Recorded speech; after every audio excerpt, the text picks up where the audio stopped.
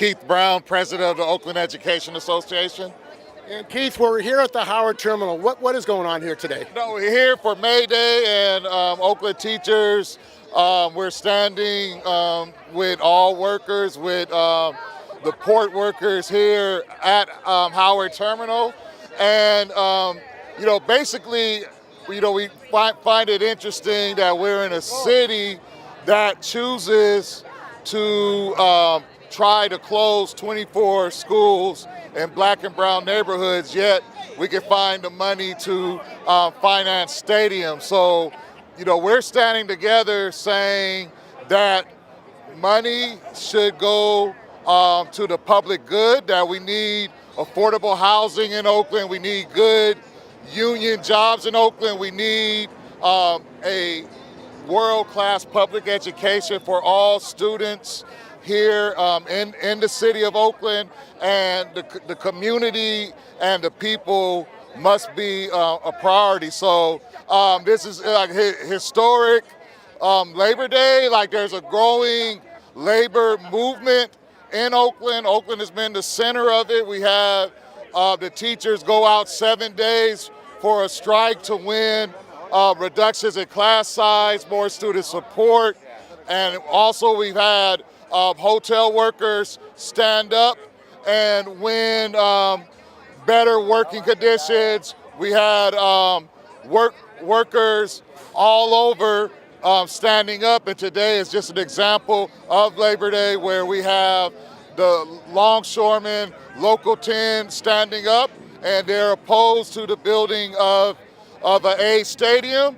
They're protecting longshoremen jobs, and in the city of Oakland, we need to protect jobs. We need to make sure that there are union jobs for the people of Oakland and that we invest in the community. So we need to make sure that public good is a priority over private gains. And during the strike, you had some strike schools in West Oakland. Yes, in West Oakland really has emerged as just a center of activism within the Oakland Education Association. We had solidarity schools in West Oakland. Taylor Memorial United Methodist Church had solidarity schools opening their doors. We're grateful for Pastor Anthony Jenkins providing structure, providing breakfast and lunch to students, and also awakening in West Oakland of West Oakland schools such as West Oakland Middle School, the teachers and community organizing, fighting co-location, where the charter schools are coming in and using Proposition 39 to try to grab space from our public schools. West Oakland public schools have been organizing against these charter locations, and West Oakland Middle School is a growing middle school. They have a strong restorative justice program, a growing arts program. Their student enrollment has increased, so they need space for a thriving public school education that they're having there. And we're standing strong saying no to the co-location. And what is co-location? What is that? Co-location is where, so a charter school can look at school property and what's considered an empty classroom, and it's not an empty classroom. We have classrooms that are used for laboratories, used for music and art, but these charter schools, they come in and they want to take these classrooms and bring in unregulated, privately controlled charter schools. And the owner of the A's, John Fisher, apparently he's supportive of the Rocketship schools. Yes. And the KIPP schools.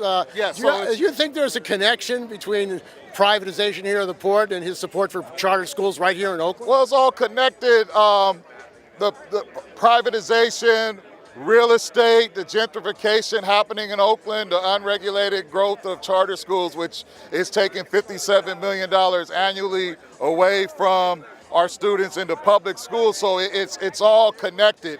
And West Oakland has just been a hub of resistance against that kind of privatization. You see it here with the longshoremen, you see it here with OEA fighting against co-location. So this is just a hub in the fight against privatization. And Well, the stadium plan apparently also includes not only a stadium here at Howard Terminal, where we're here today on May Day, but also 4,000 condos, probably $1 million each. What impact would that 4,000 condos here in West Oakland at the Howard Terminal be on the community here, African American and the working class community here in West Oakland? With the condos, I'm not hearing that that's affordable housing for You can't afford it. You can't afford $1 million condo. Yeah, so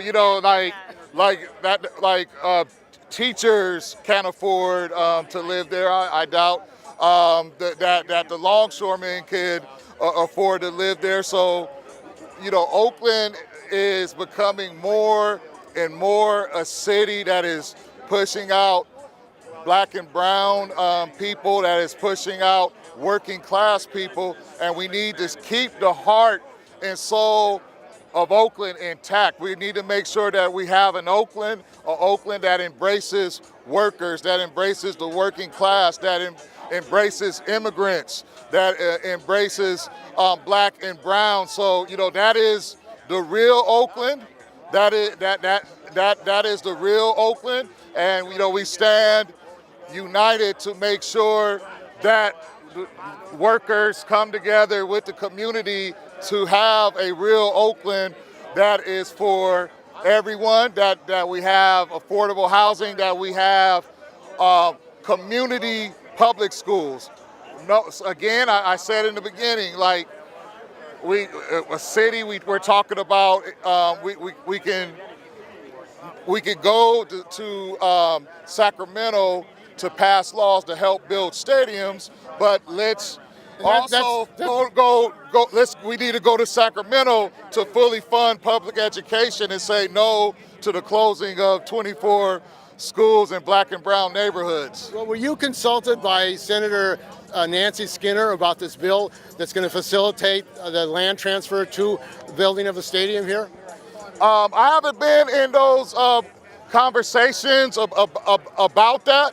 So, I as far as, that particular bill, I haven't been consulted. Do you think you should be? Yes, definitely. We're impacted. So, any land transfer of that proportion, this is a big deal. We're stakeholders. This is a big deal. We're stakeholders. We're a part of the community, so we need to be involved in these conversations, and we need to make sure that the Oakland A's, any corporation who comes here, have strong community benefits, have strong benefits for labor. So yes, we need to be in that conversation, and we need support to keep our schools open. And also we have OEA, we have